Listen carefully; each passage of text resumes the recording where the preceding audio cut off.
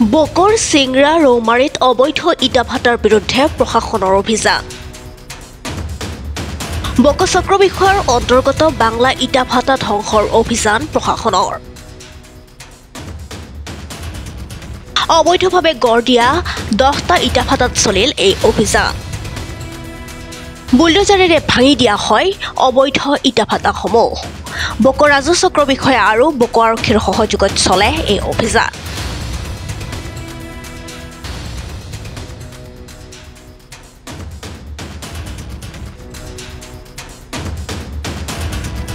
খবৰ পালোঁ ইয়াতে এই অবৈধ ইটা ভাটা চলি আছিলে, সেইকাৰণে ইয়াত অভিযান চলাই ইয়াত দেখিলোঁ আছিল। গতিকে যিখিনি অবৈধভাৱে আছে সেইখিনিও আমি কিছু পৰিমাণে ভাঙি দিয়া হৈছে।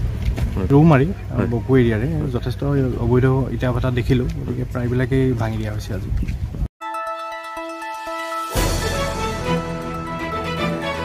দ্য নিউজলেণ্ডছ অবিৰত তথ্যানুসন্ধান আপোনাৰ সেৱাত খবৰ সন্ধান। দ্য নিউজলেণ্ড।